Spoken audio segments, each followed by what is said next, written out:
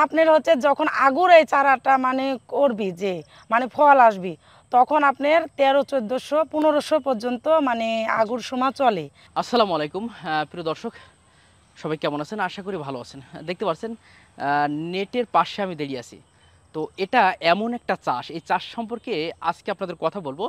আপনারা অনেকে মনে করেন যে চাষ করে হয়তো বা কোটিপতি হওয়া যায় না, কিন্তু আজকে এমন একটা চাষ সম্পর্কে জানবো, হয়তোবা এই কথাটা শুনে অনেকে হয়তোবা কমেন্টে গালিগালাজও শুরু করে দিয়েছেন, কিন্তু আপনি ভাবতে পারবেন না একজন নারী উদ্যোক্তা যাকে সবাই চেনে, এবং সেই উদ্যোক্তা আসলে তিনি কিন্তু এই চাষটি করে সফল। তাকে দেখাবো, জানাবো, এবং চাষ করে যে কোটিপতি হওয়া যায় এবং কি চাষ এই নেটের ভিতরে, সেটাও আজকে আপনাদেরকে জানার চেষ্টা করব। আশা করি পুরো ভিডিওটি আপনারা ধৈর্য সহকারে দেখবেন, কারণ আপনারা যদি একটু ভুল হয় সেক্ষেত্রে আপনারা ক্ষতিগ্রস্ত হতে পারেন। আবার যদি মোটামুটি যদি ভালোভাবে চাষ করতে পারেন, এবং এই চাষটা মাত্র 3 মাস, এবং 3 মাসে 1 বিঘা ভুঁইতে প্রায় আপনি 10 লক্ষ টাকা, 8 থেকে 10 লক্ষ টাকা আয় করতে পারবেন যদি সঠিকভাবে পরিচর্যা করতে পারেন, সঠিকভাবে যদি আপনার সব কিছু মোটামুটি কন্ট্রোল করতে পারেন, এবং যদি ভালো ফলন আসে তাহলে কিন্তু অবশ্যই আপনার 8 থেকে 10 লাখ টাকা লাভ করা সম্ভব। তো চলুন, কি চাষ হচ্ছে এই নেটের ভিতরে এবং কে চাষ করছে তাকে প্রথম পরিচয় করিয়ে দেবো, তারপর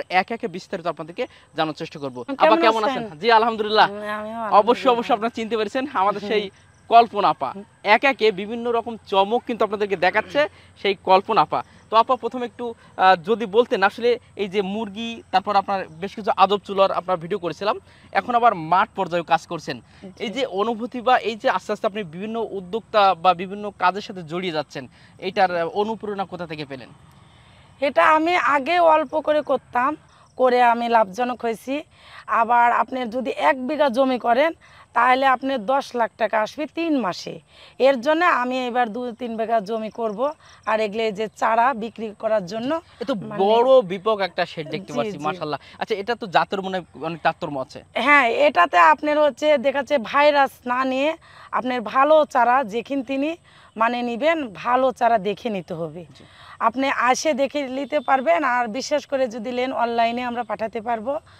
আর এটা যে আমার চারাগুলা দেখতে পাচ্ছেন একবারে মানে তাজা, মানে চারাগুলো আর কি আমার এখানে মানে 2 বিঘা জমিতে খালি চারাই আছে। 2 বিঘা জমিতে? জি, আপনারা নিতে চাইলে আমার স্ক্রিনে নাম্বার আছে, অনলাইনে নিতে পারবেন, আবার সরাসরি আসে দেখেও নিতে পারবেন। আচ্ছা, এটা বর্তমানে আসলে কেজি কত করে যাচ্ছে? বর্তমান পাইকারি বাজার কত করে পাচ্ছেন?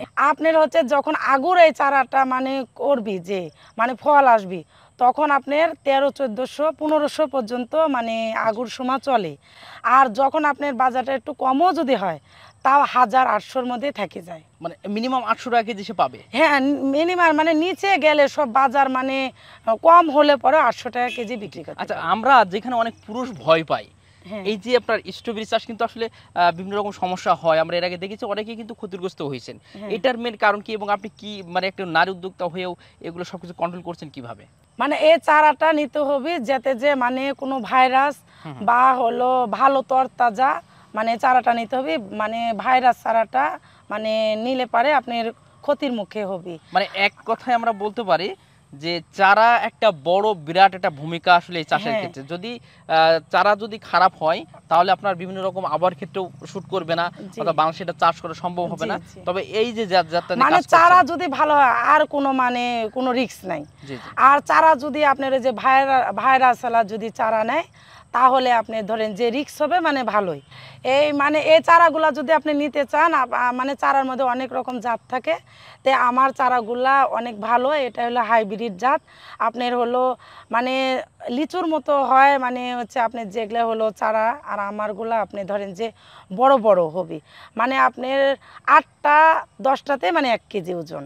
জি জি। আর যেগুলো আপনি নর্মাল চারাতে সেগুলো ধরেন যে মানে 25টা 30টাতে মানে 1 কেজি হয়।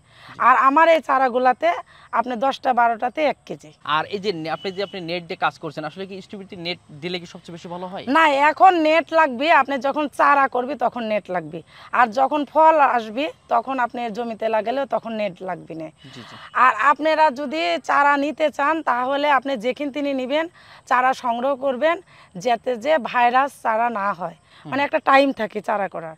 আর এখন আপনি যারা লাগাবে তারা ফলের চারা লাগাবে, জি জি। তো ফলের চারা যারা নেবেন আমার সাথে যোগাযোগ করলে আপনি হচ্ছে চারা নিতে। এর পরিচর্যাটা বলেন। আপনার প্রথমে আপনার জমিতে চাষ করে নিতে হবে, নেওয়ার পর আপনার হচ্ছে সার পাউশ দিয়ে মানে কিছুদিন রেস্টে থাকতে হবে। তারপরে চাষ করে বেড করে, এই যে বেড করা আছে এভাবে এভাবে লাগাই দিবেন।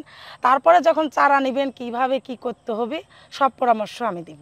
ও মোটামুটি সব পরামর্শ ইনশাল্লাহ দেবেন। জি প্রিয় দর্শক, যেহেতু মাগরিবের আজান হচ্ছে, আমরা একদম শেষ অবধি আসছি, এজন্য আসলে আমরা চেয়েছিলাম যে আসলে পরিপূর্ণ একটা সুন্দরভাবে দেখানোর জন্য। আর যেহেতু আপা মেয়েরা হঠাৎ করে আসার কারণে আপনারা দেখতে পাচ্ছেন যে পানি দেওয়া হয়েছে, তো যা হোক, মোটামুটি আপনাদের দেখানোর চেষ্টা করলাম। আর অবশ্যই আমরা আরেকদিন এসে আপনাদের সরাসরি দেখানোর চেষ্টা করব এবং এর পরিচর্যা সম্পর্কে আরও বিস্তারিত জানার চেষ্টা করব। যাক, সবাই ভালো থাকবেন, সুস্থ থাকবেন, আল্লাহ হাফেজ।